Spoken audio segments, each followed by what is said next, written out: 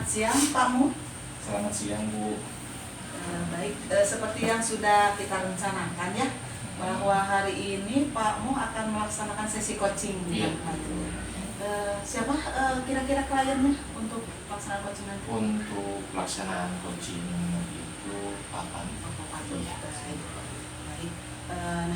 Mohon izin juga sebelumnya bahwa dalam pelaksanaan coaching ini saya sebagai observer akan melakukan beberapa tahapan penilaian, yaitu yang dimulai dari pra-observasi, kemudian observasi dan pasca observasi selama coaching, di mana nanti dalam pra-observasi saya akan bertanya tentang pengembangan diri apa yang akan Pak Mu kembangkan.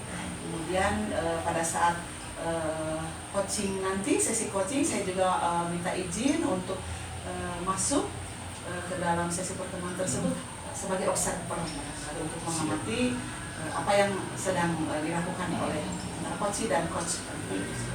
Kemudian di sesi berikutnya setelah sesi coaching selesai, kita juga akan melakukan diskusi tentang apa saja yang sudah dilakukan pada saat sesi coaching nanti, mungkin seperti itu ya. Baik, pada pra-supervisi ini saya akan mengajukan beberapa pertanyaan, salah satunya yaitu terkait dengan prinsip coaching ya, di mana prinsip coaching itu terdiri dari kemitraan, proses kreatif, dan memaksimalkan potensi, tentunya potensi dari coaching. Nah, kira-kira menurut Pak Muhmin, rubrik penilaian percakapan coaching seperti apa yang akan nanti dilaksanakan? Nanti ketika coaching saya akan melakukan penilaian berdasarkan dengan alur tirta. Alur tirta. Iya. Dimana dengan alur tirta tersebut saya harus bisa mengetahui tujuan, terus dan apa yang rencana aksi dan sebagainya. Oke. Jadi yang akan dilakukan oleh Pak Mu mengenai rubrik penilaian menggunakan percakapan alur tirta ya. Baik. Kemudian kompetensi apa nih yang ingin dikembangkan dalam hal kompetensi coaching ini? Ya, sesuai dengan fungsi dan kompetensi yang biasa dilakukan dalam coaching itu, saya akan melakukan kompetensi yang dimana saya harus berada dengan hadir penuh, secara penuh. Terus yang kedua bisa mendengarkan dengan aktif. Terus yang ketiga juga saya bisa mengajukan pertanyaan-pertanyaan berbobot untuk mengungkap masalah sekaligus untuk mencari solusi. Yang pada akhirnya si coach klien bisa mencari atau menemukan jawabannya sendiri. Baik. Jadi kompetensi yang akan dikembangkan Pak Mu mencakup 3 ya? Iya. Ya, kompetensi sesuai yang kita pahami. Kemudian bagian kompetensi mana nih yang secara spesifik yang akan atau yang ingin Pak Mu observasi? Bagian yang mana nih? Untuk lebih spesifiknya ketika nanti pelaksanaan coaching, saya akan fokus mungkin ke 2 hal, yakni di mendengarkan dengan aktif, baik dengan aktif, dan yang keduanya itu saya bisa mengajukan pertanyaan yang berbobot. Oke, jadi saat nanti observasi ada 2 kompetensi ya? Secara spesifik akan saya observasi. Kemudian kira-kira nih indikator ketercapaian dari tujuan pengembangan yang diinginkan itu seperti apa? Untuk goalnya nanti ketika pelaksanaan coaching itu saya berharap saya bisa menjadi teman bagi coach saya, dan juga bisa si coach tersebut bisa mencari atau menemukan solusinya juga atas permasalahan yang dihadapi. Sangat bagus sekali ya. Itu sudah terencana dan sesuai seperti yang prinsip dan kompetensi coaching yang kita pahami selama ini. Baik, untuk selanjutnya kita akan melakukan sesi coaching dengan Siap. kamu. Saya juga mohon izin untuk ikut serta untuk mengobservasi.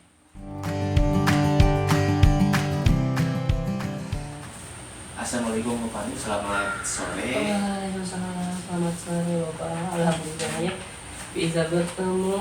Iya, betul. Saya dari kemarin pengen bertemu dengan Bapak. Iya. Ada hal yang memang pengen ingin dibicarakan. Alhamdulillah bisa bertemu sekarang. Terima kasih atas waktunya Bapak. Iya, sama-sama Bapak. Nah, terkait dengan kemarin telepon terus kayaknya ada sesuatu hal yang sangat urgent yang dihadapi oleh Bapak Pandu sehingga ingin bertemu gitu. Nah, apa itu? Ya, Pak, di sini Pak ada hal yang memang yang saya bicarakan, ingin saya diskusikan, mudah-mudahan depannya bisa ada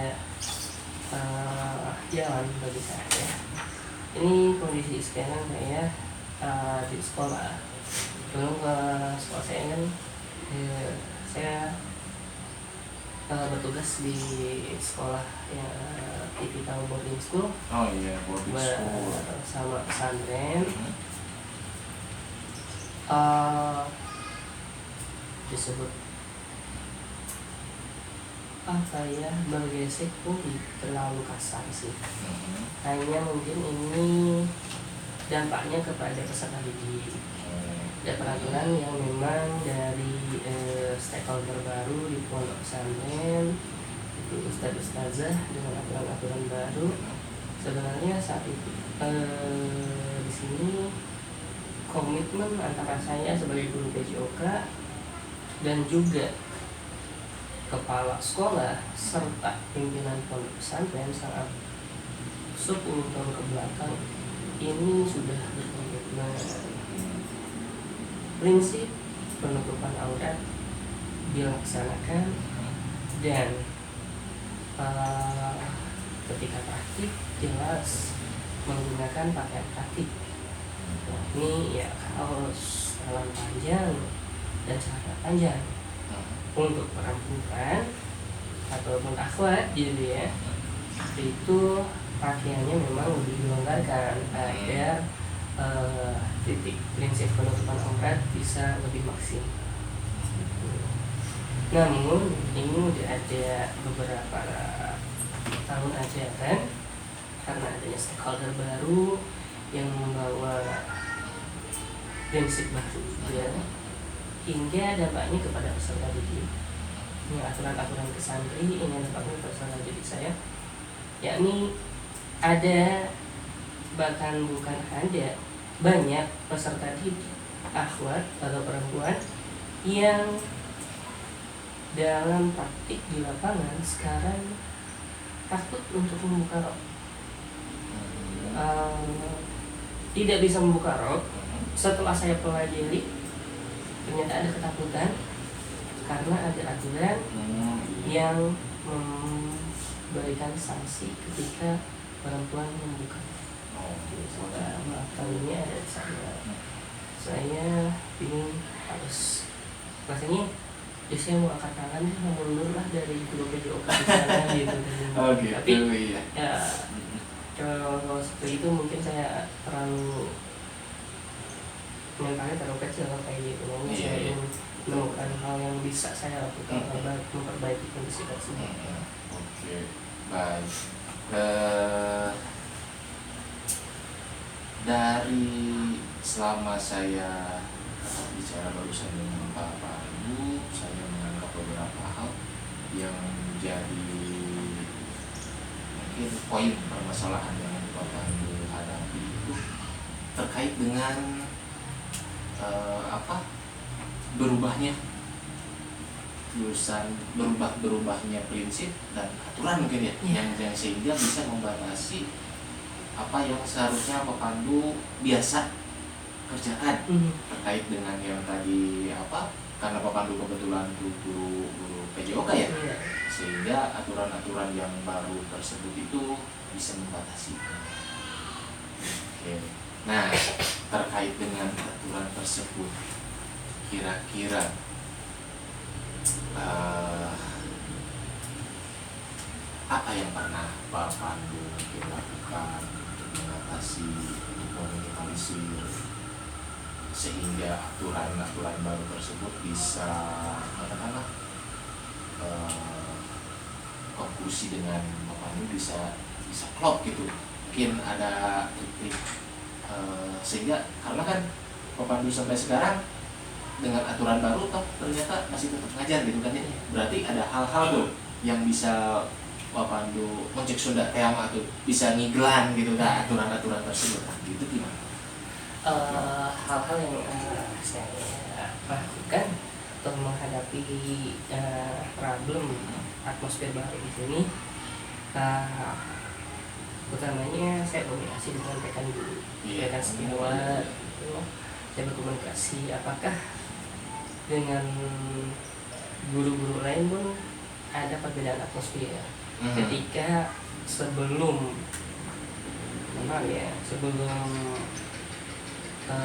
aturan dari pondok yang baru, adanya ustadz-ustadzah yang baru tersebut hingga ada aturan baru, ataupun hanya di saya saja. Ternyata memang atmosfer itu dirasakan oleh semua guru. Dari itu saya diskusi dengan mereka seperti apa, bagaimana untuk menindaklanjutinya. Ya, salah satunya untuk itu komunikasi dengan pihak pendidikan, dengan kepala sekolah. Saya sudah mengkomunikasikan, namun komunikasi baru komunikasi satu arah. Ini dari saya kepada pimpinan kepala sekolah belum, saya rasa belum stabil gitu dalam komunikasi satu arah ini. Jadi saya belum tahu hasil bagaimana, kedepannya seperti apa. Ketika sedang berkomunikasi dengan kepala sekolah itu masih dirasa atmosfer masih memang bayang-bayang. Terkait dengan yang tadi permasalahan, terus Pak Pandu juga sudah bisa komunikasi dengan kepala sekolah. Emang sepatutnya atau mungkin idealnya menurut Pak Pandu itu seperti apa sih? Ketika kebiasaan yang dulu Pak Pandu lakukan, tapi tiba-tiba sekarang berubah sehingga bisa mengganggu proses KBM tersebut. Emang idealnya seperti apa? Ya, yang saya inginkan bisa ada perundingan, ya pertemuan yang ditengahi oleh pihak yayasan. Karena kebetulan memang sekolah saya di bawah naungan yayasan, ditengahi oleh pihak yayasan antara stakeholder sekolah dan stakeholder pondok. Di sana bukan hanya saya berkomunikasi dengan pimpinan sekolah, tapi ya ada rapat pertemuan, ya diskusi bersama. Karena sekolah dan pondok kalau diarahkan, kalau gimana ya, kalau misalkan di satu satu bahasakan tujuannya sama, ingin anak didiknya baik, berhasil gitu. Walaupun awal sekolah ya jelas kita dengan sistem kurikulum yang berusaha dilakukan, pondok pun ya ada kurikulum khusus di pondok. Ya sepatutnya pondok tidak semua santri akhirnya menjadi alim ulama. Nah itu kan dari tujuan pondok tuh, ketika nanti santri lulus dan dalam keadaan hidup nyata jadi polisi yang berkeyakinan pada aturan-aturan agama, jadi guru yang memang berakhlak mulia, jadi dokter yang memang benar-benar menggunakan rasa dari seorang muslim yang di samping menjadi alim ulama atau hafiz yang diharapkan gitu. Jadi ingin pertemuan semua stakeholder yang ditengahi oleh Sains. Oke, terkait dengan pertemuan atau dengan pada akhirnya ternyata tujuannya juga sama ya. Iya. Ternyata siswa si pondok ataupun sekolah dan sebagainya itu pada akhirnya itu bertujuan bermuara bagaimana supaya siswa itu bisa menjadi anak yang berhasil gitu ya, dengan segala potensi yang dimiliki. Nah, kira-kira kalau kita rentangkan dari segi penilaian untuk sekarang yang Bapak Pandu hadapi, kalau seandainya keberhasilan di sana itu dengan aturan yang baru terus anaknya berhasil, itu untuk sekarang ada di posisi berapa? Kalau di rentang 0 itu belum berhasil, 100 atau sekarang itu sudah berhasil. Kalau antara 0 sampai 10 kondisi atmosfer sekarang, kenapa saya dari kemarin ingin berbicara dengan Bapak hanya ini, jadi ada penurunan gitu ya kemarin mungkin kondisi atmosfer itu dia ada di angka 7, sekarang drop ke angka 4. Jadi turun lagi ya? Iya, karena ya kondisi atmosfer dan tadi ada aturan baru dari stakeholder pondok, hingga ada tekanan juga kita. Ya walaupun sistem di boarding school, sekolah yang ada di pondok, bukan pondok yang ada di sekolah, namun tetap kan kita bisa satu arah, satu jalan kalau kita satu saling menghargai. Nah, dari tadi percakapan yang kita lakukan barusan, tadi kan ya kalau kita lihat dari alurnya, tadi itu kan siswanya ingin berhasil, tapi dengan adanya peraturan baru, siswa itu jadi sedikit turun dari segi prestasinya mungkin ya kalau diprestasikan, tapi ternyata ada permasalahan karena ada mungkin ya miskomunikasi antara guru dan stakeholder yang lain. Tapi Pak Pandu juga tadi sudah memberikan solusinya ya, bukan solusi ya, ada jalan keluarnya untuk meminimalisir yang tadi itu bagaimana, yaitu dengan bertemu ya, atau media yang dimediasi oleh yayasan itu ada pertemuan khusus mungkin, ada perundingan atau iya. Nah, ada pertemuan lah untuk membicarakan terkait dengan keberhasilan siswanya dan aturan-aturan yang sekarang dihadapi oleh siswa dan guru juga.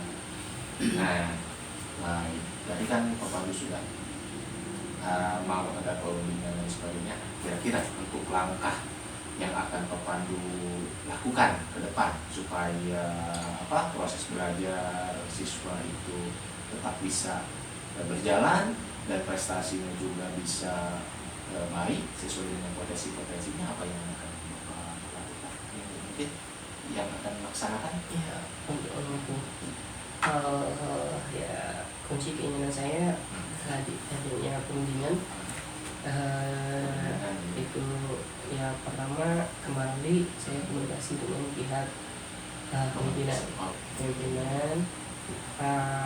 sebelum ke luar, jelas pasti pimpinan sekolah. Saya berkomunikasi dengan kepala sekolah bagaimana seperti ini harus dihadapi, walaupun memang kemarin saya sudah komunikasi dengan kepala sekolah terkait masalah ini, namun memang belum ada tindakan yang real yang saya rasakan. Nah, di sini mungkin saya akan komunikasi kembali untuk ya di sini istilahnya lebih ke tekanan, menuntut lah ke pihak pimpinan sekolah agar ada jalan titik temu yang mudah-mudahan perundingan yang saya harapkan itu bisa dilaksanakan. Kira-kira kapan yang akan dieksekusi oleh Pak Pandu untuk pencapaian itu melaksanakannya? Ini sekarang besok PAS ya. Iya, jadi mungkin insya Allah saya tuh rencana untuk komunikasi kepada pimpinan sekolah. Ini waktu di waktu PAS, di waktu jeda PAS, maksudnya ketika memang kondisi PAS kan tidak terlalu banyak jam kita mengajar, ya, sehingga mengawas kondisi ujian peserta didik kita. Jadi ada waktu jeda saya komunikasikan kepada kepala sekolah. Mudah-mudahan ya setelah PAS itu ada hasil untuk segera ada perubahan dari saya. Nah, untuk prosesnya kira-kira ada mitra nggak atau rekan yang bisa menjadi pendorong atau bisa dijadikan teman gitu untuk mewujudkan hal itu sebagai kontrol? Kembali ke tadi itu saya karena saya bertanya ke rekan sejawat pun atmosfer itu dirasakan oleh rekan sejawat saya jelas. Di sini saya kembali lagi berkomunikasi dengan rekan sejawat, maka selanjutnya saya komunikasi dengan bagian kesiswaan dan kurikulum juga, karena ini kan jelas terkait kondisi siswa dan ya terkait juga dalam pembelajarannya. Ini sangat terlibat juga untuk lokasi kurikulum. Dan dari itu alhamdulillah kemarin saya komunikasi, alhamdulillah juga rekan sejawat saya. Insya Allah rencananya komunikasi kepada kepala sekolah itu jadi bukan hanya saya, tapi memang dengan lokasi kesiswaan dan lokasi kurikulum. Nah, kayaknya waktunya sudah kira-kira apa hasil dari pembicaraan? Ya, gimana ya Pak? Ngobrol di sana kemarin ternyata ada rencana-rencana yang akan saya lakukan ya Pak. Dengan target tadi yang memancing. Iya, Masya Allah. Iya, dari solusinya saya temukan sendiri terkait hal-hal penanganan ini.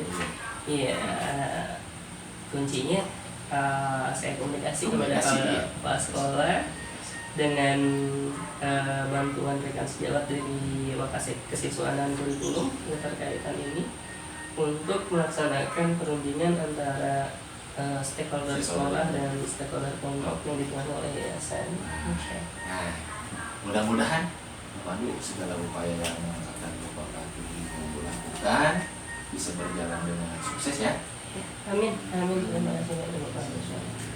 Terima kasih sudah mempercayakan pada saya untuk bisa berbicara. Saya terima kasih banyak Pak. Alhamdulillah tidak terasa ya saya terpancing untuk mengeluarkan ini kemarin unek-unek terus dari pendam gitu ya, komunikasi dengan rekan sejawat, pemahaman satu arah ke sana gitu. Ternyata dengan Bapak Masya Allah luar biasa. Kalau saya ada jalan untuk ke depannya. Terima kasih banyak Pak atas waktu dan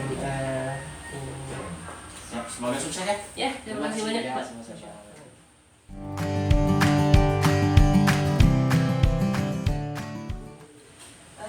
Baik, alhamdulillah ya Pak Mus, tadi sesi coaching sudah berlangsung lancar, alhamdulillah ya.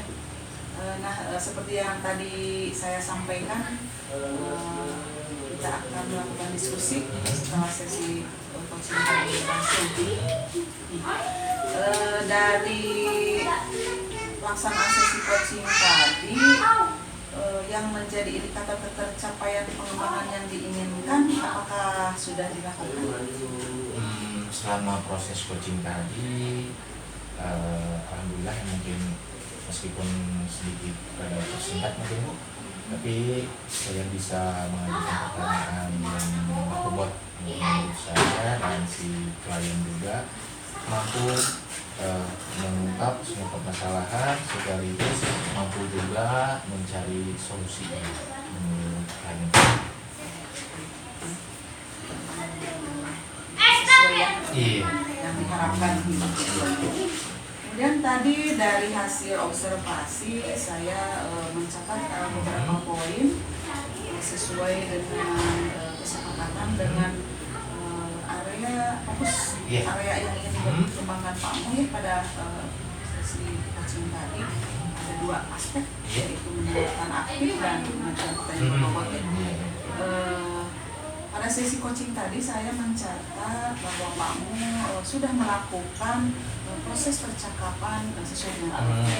Dimana tadi Pak Mu sudah mengajukan tujuan dari apa yang ingin diharapkan dari hasil percakapan coaching tadi, kemudian mengidentifikasi permasalahan yang dialami oleh Pak Pandu, kemudian juga mengarahkan rencana aksinya seperti apa yang akan dilakukan dari semester berikutnya ya. Kemudian bertanya tentang komitmen yang akan dilakukan. Itu sudah sangat baik sekali. Dan untuk kemudian saya juga tadi melihat sudah terjalin hubungan yang sangat akrab, harmonis, sehingga tidak ada hubungan yang sangat dekat lah seperti itu, sehingga kalian dengan terbuka menyampaikan permasalahan hubungan. Itu sangat baik sekali. Di sini saya akan dalam proses pertanyaan berbobot juga sudah mulai baik. Mungkin perlu digali kembali tentang proses pertanyaan kreatif yang seperti apa yang akan nanti dikembangkan seperti itu ya. Itulah catatan-catatan yang hasil observasi coaching tadi. Nah sekarang menurut Pak Mu nih, kompetensi apa lagi nih yang akan dikembangkan berdasarkan hasil melakukan coaching yang tadi dilakukan? Iya, terkait kompetensi yang ingin dikembangkan lagi gitu dari tadi pelaksanaan coaching, saya akan meningkatkan lagi atau mengembangkan lagi dari sisi mengajukan pertanyaan berbobot. Saya rasa itu mungkin kurang afdol ya, kurang mengena gitu Bu, sehingga kayaknya ada ya seperti itulah. Saya ingin meningkatkan lagi. Kalau untuk mendengarkan dengan baik dan aktif, ya saya. Cuman untuk mengajukan pertanyaan buat mungkin itulah yang harus saya kembangkan lagi supaya bisa menjadi coach yang baik. Baik, dalam hal ini sesi coaching tadi Pak Mu juga sudah bertindak sebagai coach yang baik karena tadi sudah membantu mengarahkan coaching untuk menemukan solusinya dan mengembangkan diri. Nah, kira-kira melalui hasil proses supervisi ini nih, apa yang Pak Mu dapatkan melalui hasil supervisi kita ini? Yang didapatkan mungkin saya bisa saya juga bisa mengetahui Bu, dengan adanya sharing seperti ini, supervisi seperti ini, kekuatan dan kelemahan saya sehingga saya bisa di kemudian hari meningkatkan apa yang menjadi kekurangan dan meningkatkan lagi apa yang menjadi kekuatan saya. Baik sekali ya Pak Mu ya. Dari tadi hasil catatan-catatan kelebihan Pak Mu sudah diketahui dan kekurangan yang akan dikembangkan. Semoga nanti ke depannya Pak Mu saya yakin bisa menjadi seorang coach yang baik yang bisa mengarahkan kliennya dan juga bisa bermanfaat untuk rekan kerja di sekolah. Alhamdulillah hasil supervisi kali ini sudah selesai. Terima kasih. Sama-sama Bu. Waktunya selamat beraktivitas. Selamat siang.